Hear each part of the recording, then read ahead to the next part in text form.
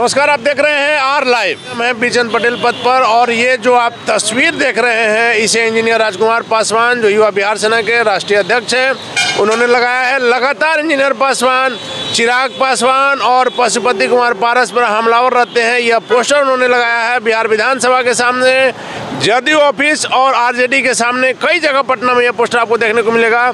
इस पोस्टर को लगाने के पीछे क्या वजह है जानेंगे। इंजीनियर राजकुमार पासवान हमारे साथ है। पासवान जी, अब आप पोस्टर वार पर आ गए हैं। जी हाँ, देखिए, जब चिराग पासवान के पिताजी स्वर्गीय रामविलास पासवान जी थे तो हाजीपुर में परिवारवाद परिवर्तनवाद का हमने पोस्टर वार किया था, तो वो बौखला गए थे।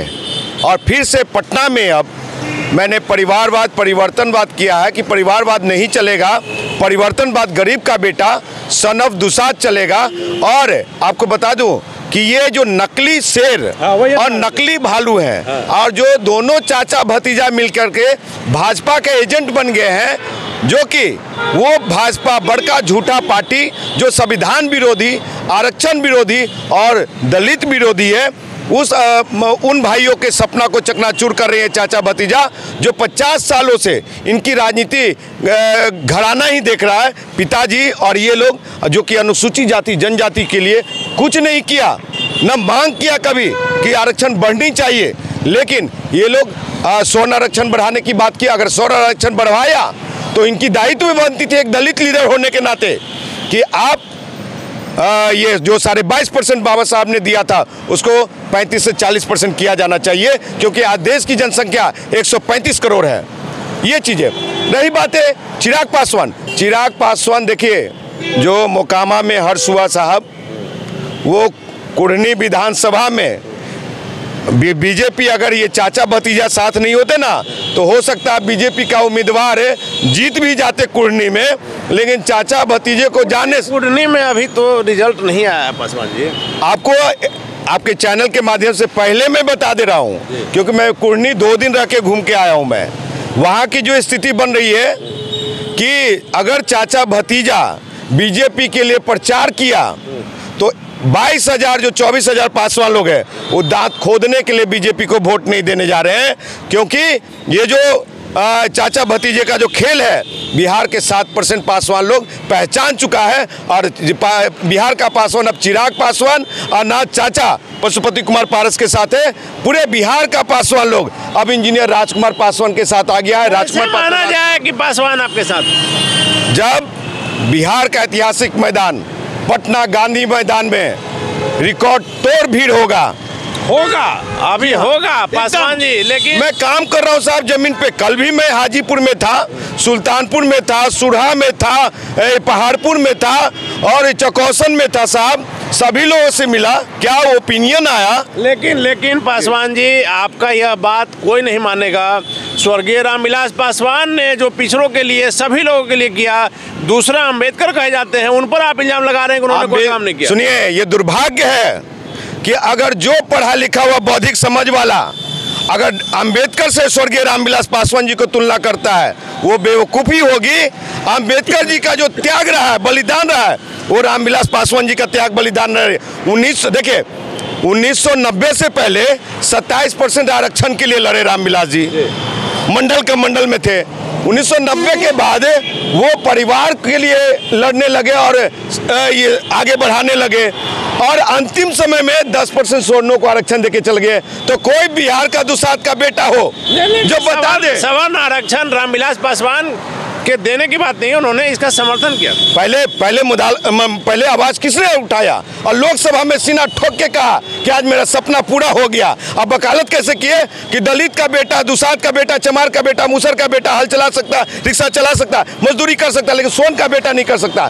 तो क्या उसी मानसिकता में, गुलामी मानसिकता में आप लिया है कि हमारा बेटा, दलित का बेटा, दुसाद का बेटा रिक्शा और हल चलाने के लिए बना है? सबसे बड़ा है इंडिया में कोर्ट ने भी माना है कि यह जो निर्णय है वह सही। मैं भी कह रहा हूं कि 10% स्वर्ण का आरक्षण सही है गरीब का, लेकिन क्या हम दलित का नेतृत्व करते हैं, हमको दलित नेता से बाहर नहीं समझा जाता? तो क्या लोकसभा में हम बैठे हैं तो क्या हम अपने अधिकार की बात नहीं करेंगे? उसका कौन करेगा? जो गरीब शोषित वंचित लोग हैं हमारे समाज में, जो दबे कुचले लोग हैं, माटी टाटी में रिक्शा चलाते हैं, तो उसका कौन करेगा साहब? दूसरा कोई आएगा क्या? तो नहीं तो फिर अगर यही हालात है तो पुनः पैक्ट वाला डबल वोटिंग राइट्स दे दे सरकार। लेकिन एक और बात है कि आप कह रहे हैं कि चाचा भतीजा एक है। चाचा भतीजा में तो जो अभी 36 का आंकड़ा है वो सारा बिहार, सारा देश जान रहा है। देखिए, मैं बार बार हर एक चैनलों पे कह रहा हूँ कि चाचा भतीजा के खेल में ये और बीजेपी जो उनको लकड़ी सुंघा रहे हैं, जड़ी बूटी सुंघा रहे हैं, गंगोत्री का जल छिड़क रहे हैं, समझे? उस गंगोत्री और ये नकली भालू, नकली शेर के चक्कर में उस जंगल में जाएंगे बिहार के अनुसूचित जाति जनजाति और पासवान खास करके, तो वहाँ पे जल के भस्म कर देगा ये, और ये परिवार ही सबसे ऊपर होगा। और जीतने के बाद चिराग पासवान को अभी घटना औरंगाबाद के गो थाना में घटी है, वहाँ पे सामंतवादी लोगों ने पासवानों को मार करके कुछ दिया है। थानेदार और सामंतवादियों ने मिल करके उनको बंद करा दे, बहू बेटियों को उठाए। वहाँ जाए चिराग? आपको बता दो सीतामढ़ी में सामंतवादी लोगों ने एक बेटा को हत्या कर दिया। लेकिन कहीं कोई घटना होती है तो मैं गवाह हूँ, चिराग पासवान हर जगह जाते हैं। अनिल जी, घटना घटती अच्छी बात है, जाते हैं अच्छी बात है, लेकिन आप लोकसभा में बैठते हैं, उसकी अरेस्टिंग के लिए आप कितनी आवाज उठाए? आपने गरीब शोषित वंचितों के लिए, उन बाहुबलियों के, कितने बाहुबलियों को जेल भेजने के लिए आपने आवाज लोकसभा में उठाया? क्या आप एक साधारण आदमी है क्या? आप लोकसभा सांसद हैं, पार्लियामेंट में बैठते हैं, प्रधानमंत्री का प्रिय हैं। आप साहब पावरफुल आदमी हैं, तो क्या हमारा जाति के लोग को हत्या होता? अगर मेरी जाति के लोग भी गलत है तो उनकी भी सजा होनी चाहिए, लेकिन जो संविधान कहता है, आईपीसी सीआरपीसी कहता है, उसके तहत सजा मिलनी चाहिए। हमारे अगर नेतृत्व में तो ये चिराग पासवान, महेश्वर हजारी, पशुपति कुमार पारस, सर्वजीत पासवान अगर हमारे जाति को नहीं देखता है तो उन्हें हाथ में चूड़ी पहन लेना चाहिए। चलिए इंजीनियर पासवान जी, आखिरी सवाल है कि कुढ़नी में जो चुनाव होने वाला है उसे आप किस रूप से देख रहे हैं? महागठबंधन, एनडीए और मुकेश सहनी के कूद जाने से सवर्ण वोटों में भी बिखराव की बातें सामने आ रही हैं। सुनिए, कुढ़नी का रिजल्ट तीर चलेगा और कमल मुरझाएगी, समझे? और इधर सहनी बाबा का मछली तीर पे जाके टिक जाएगा। तो माना जाए कि इंजीनियर राजकुमार पासवान अपनी पार्टी का जदयू में विलय करने जा रहे हैं। हम जदयू के दलाल नहीं है। जदयू से इतना प्रेम क्यों? ना हम जदयू के दलाल हैं, ना कांग्रेस के दलाल हैं, ना भाजपा के दलाल। जो अच्छा काम करेगा उसको हम अच्छा कहेंगे। बिहार के जो अनुसूचित जाति जनजाति के लिए जो 50% पंचायती राज में आरक्षण लाए ये नीतीश कुमार जी, और एक जो इको पार्क है वो राजा सालेस के इको पार्क के नाम से बनाया इन्होंने। तो ऐसे महापुरुष को, ऐसे महामानव को मैं सलाम करता हूं कि बाबा साहब के विचारों को ग्राउंड पे उतारने का काम किया है नीतीश कुमार जी ने।